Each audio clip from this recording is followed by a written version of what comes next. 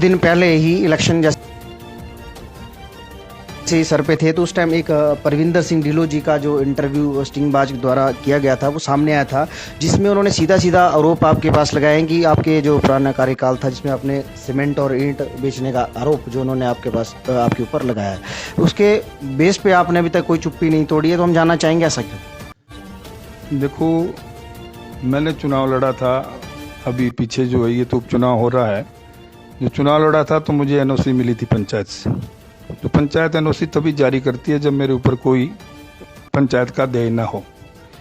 लेकिन इन्होंने कई तरीके के हथकंडे अपना करके मुझे इस बार जो चुनाव से रोकने के लिए कई तरीके के प्रयास किए। 2 साल का समय हो गया है, मैं 2 साल पहले तक प्रधान रहा।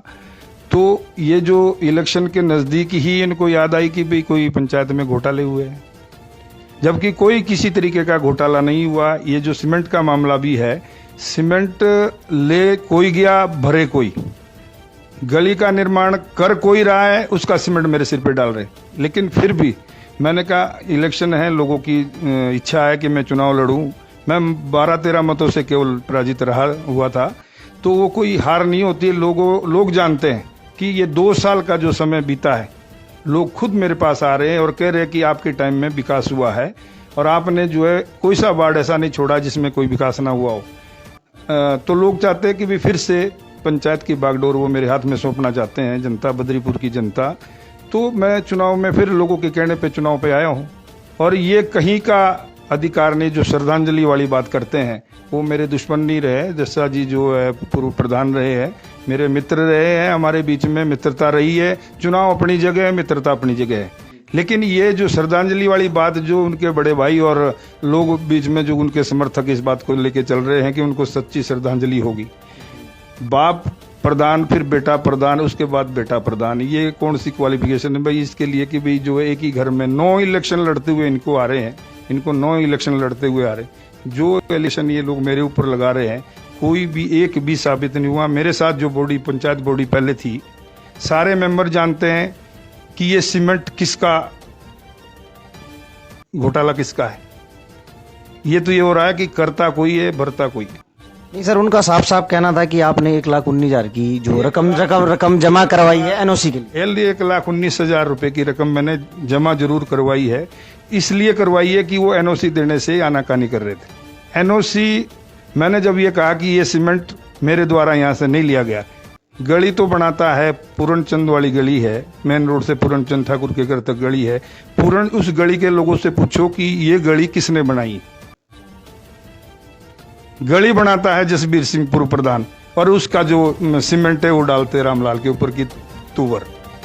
135 बैग सीमेंट के ले जाता है कोई और, मैं उसका नाम नहीं लूंगा, ले जाता है कोई और। उसकी जो चौकीदार की स्टेटमेंट है, रिटर्न स्टेटमेंट मेरे पास है। जो तथ्य अगर किसी ने जानने हैं वो तो मेरे पास आए, मैं सब देने को तैयार हूं। लेकिन कैसे रोकें कि नहीं, बड़े प्रधान की जिम्मेवारी है। बड़े प्रधान की जिम्मेवारी है सिविल सप्लाई से सीमेंट लेके, विकास कार्यों के लिए सीमेंट लेके आना। स्टोर में जब सीमेंट आ गया तो हर कोई जानता है सीमेंट से, जो स्टोर से सीमेंट कौन जारी करता है, सेक्रेटरी जारी करता है। चौकीदार के पास चाबी होती है, चौकीदार सीमेंट किसी को दे देता है, सेक्रेटरी उस पे कोई गौर नहीं करता है और उसका भुगतान रामलाल शर्मा को करना पड़ता है। नहीं, परविंदर जी का एक कहना ये भी था कि जो आप पिछले जो चुनाव हारे उसका कारण भी यही था। मैं पीछे हारा नहीं था, यही परविंदर सिंह और इनकी टीम, इन्होंने जो शराब और जो पैसा बांटा, उसके बावजूद भी सिर्फ 12-13 मतों से मैं रह गया था, सिर्फ 12-13 मतों से। और हारने के बाद भी पूरे पंचायत में चर्चा का विषय एक ही था कि रामलाल जैसा व्यक्ति नहीं हारना चाहिए था। उसने विकास करवाया है। मैं दावे के साथ कहता हूं कि इस फैमिली ने, जो जिनके घर में इतने साल से 9 बार चुनाव लड़ चुके, 9वां चुनाव इनका होने जा रहा है, इनके 9 टाइम का जो समय है और मेरे 5 साल का समय है। अगर इन्होंने मेरे मुकाबले में अगर काम करा, 10% में मेरे मुकाबले में काम कराया हो, विकास करवाया हो पंचायत का, तो मैं अभी भी जो है चुनाव की मैदान से हटने को तैयार हूँ। एक चीज और सर, हमने हमारे सुनने में ऐसी चीज आई है कि सरकारी बोरवेल आपने अपने घर पे लगा रखा। मेरे घर पे जो बाहर सड़क में मेरे घर पे बोर लगा है, लेकिन जब आसपास कोई जमीन देने के लिए जहां बोर करना है, जब कोई तैयार नहीं था, मेरे आस पड़ोस में पानी के कनेक्शन दिए जाने थे, तो मैंने अब लोगों को सुविधा देने के लिए अपनी जमीन का इस्तेमाल करके लोगों को कनेक्शन दिए हुए, अगर मेरा अपना केवल मात्र निजी इसमें से कनेक्शन चल रहा हो तो मैं इसकी रिकवरी देने को तैयार हूँ।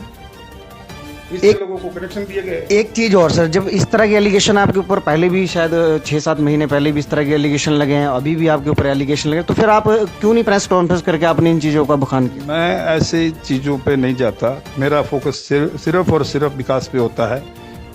कोई सी पूरे पंचायत के 9 वार्डों में ऐसा कोई सा वार्ड नहीं है जिसमें मैंने विकास ना करवाया हो। मैंने बद्रीपुर पंचायत में 362 लोगों की पेंशन लगवा रखी, 85 गलियों का निर्माण करवा रखा है, 30 बोरवेल, ये जो हैंडपंप है पेयजल हैंडपंप, 30 हैंडपंप लगा रखे, 16 अंडरग्राउंड नालियों का निर्माण किया हुआ है। कई जगह लाइटों की कमी रही है थोड़ी, कई जगह पूरी लाइटें नहीं लगी, मतलब पंचायत के 70% एरिया में लाइट भी लगाई गई है।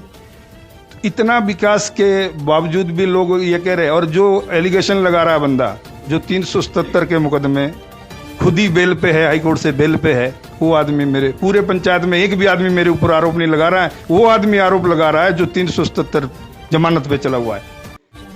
बड़े गजब की बात तो यह कि आप पूरे पंचायत में देख लो, कोई और आरोप लगा रहा है? एक वो आदमी इंटरव्यू करवा रहा है जो 377 के मुकदमे जो है बेल पे चला हुआ है, जिसके खिलाफ पूरे पोंटा शहर में जो जुलूस निकला था। और मैं सच्चाई कही, पत्रकारों ने मेरे से पूछा कि आपके पंचायत का बंदा है, आपके साथ भी रहा है, तो क्या आपका क्या कहना है इसके बारे में? मैंने कहा जो दोषी है उसके खिलाफ सख्त कार्रवाई होनी चाहिए। मैं गलत को सही तो बोल नहीं सकता था कि तूने बहुत बढ़िया काम किया। जो सोनू के साथ इसने हरकत की, पूरे पोंटा में इसके खिलाफ जुलूस निकला था। इस बात, ये सच्चाई जो है पोंटा के बच्चा जानता है, और वो मेरे ऊपर आरोप लगा रहा है। और गजब की बात तो ये कि बोर की वो इंक्वायरी मेरी करवा रहा है, उसके घर पे बोर भी मैंने लगवा रखा है।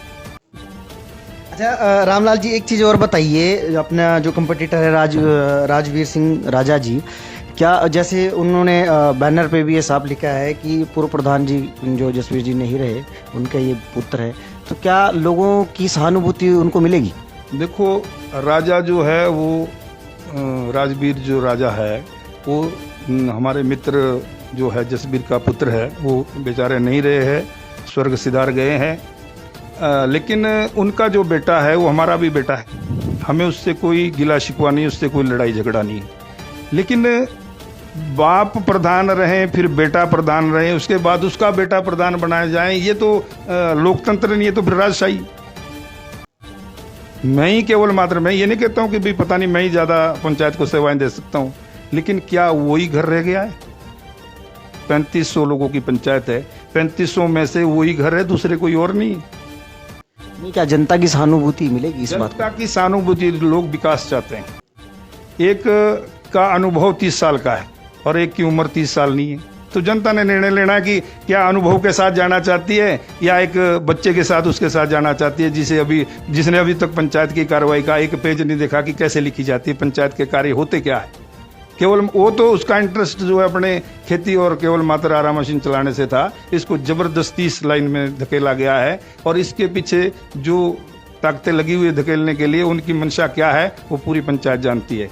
उनके ताऊ जो है वो खुद एमएलए बनना चाहते हैं, बेटे भतीजे को अपने जो है वो प्रधान बनाना चाहते हैं, अपने घर में प्रधान ही रखना चाहते हैं। एमएलए के लिए कई जगह उन्होंने ट्राई कर ली, कभी कांग्रेस में, कभी बीजेपी में, कभी आम आदमी पार्टी में, कभी किसी के पीछे, कभी सुखराम जी के चक्कर काटते हैं, कभी जो है किरनेजंग जी के चक्कर काटते हैं, कभी अपना दावा ठोकते हैं कि भाई मैं तो दावेदार हूँ। पोंटा की जनता को बेवकूफ़ नहीं बनाया जा सकता। पोंटा की जनता इस बात को जानती है कि पोंटा के विकास के लिए कौन व्यक्ति सही है और कौन नहीं। तो इस चुनाव में रामलाल शर्मा जी के मुद्दे क्या रहेंगे? किस मुद्दों को लेकर ये चुनाव लड़ा जाएगा इस बार? मैंने जो अभी आपसे बात कही कि विकास का मुद्दा रहेगा।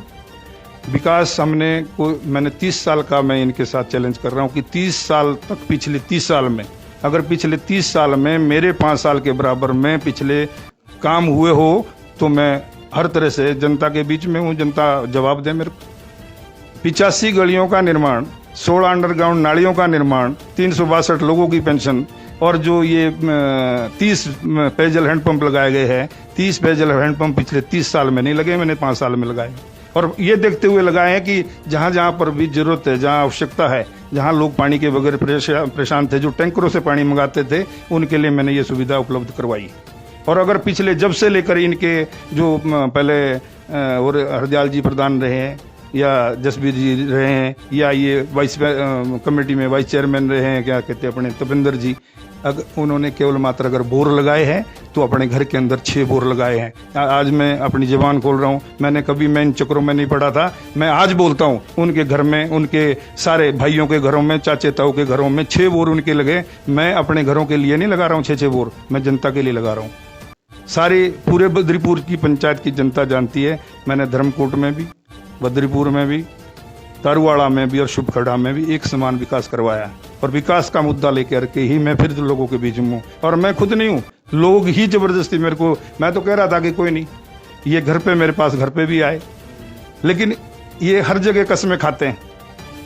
एक हमारा साथी और चुनाव लड़ रहा था, गुरमीत सिंह के साथ भी ये कस्में खा चुके हैं कि भाई इस बार का मौका हमें दे दे, अगले बार का मौका हम तेरे को दे देंगे। ये तो वहीं शुभखेड़ा में ही बांट रहे कि एक बार मैं, अगले बार मैं। बद्रीपुर की जनता जो है वो वहीं ये बंटवारा करते रहे, लेकिन तारुवाड़ा इतना बड़ा तारुवाड़ा है, इतना बड़ा बद्रीपुर है, धर्मकोट है, वहाँ की चिंता नहीं है, वहीं बांट लो आपस में, एक ही परिवार में बांटते चलो कि इस बार मैं, अगले बार तू, एक बार चाचा, एक बार भतीजा।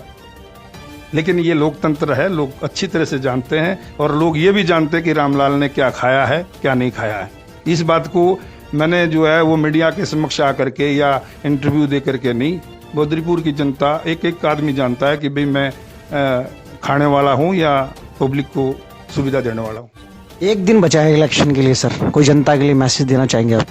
मैं जनता से यही अपील करता हूं कि अगर आपको मेरे पे विश्वास है और मेरे विकास कार्यों पे विश्वास है कि ये विकास करवा सकता है और जन जन के लिए सेवा दे सकता है, तो आप लोग जो है मेरे को अपना विश्वास व्यक्त करें मेरे ऊपर, और मेरे को जो मेरा चुनाव चिन्ह है टेबल फैन, उस पर मोहर लगाएं, अधिक मतों से विजयी बनाएं। मैं वादा करता हूं कि जो कुछ कार्य अधूरे पड़े हैं उनको जो 5 साल का समय था, लेकिन पीछे वो निकल गया, 3 साल का लगभग समय रह रहा है, 3 साल में मैं पूरे 5 साल की कसर पूरी कर दूंगा। विकास कहीं भी, कोई सा वार्ड भी किसी को ऐसा नहीं छोड़ूंगा जहां पर विकास ना हो। सबको एक साथ लेके चलूंगा और विकास करवा के दिखाऊंगा। पहले भी किया है और आगे भी करूंगा। धन्यवाद सर।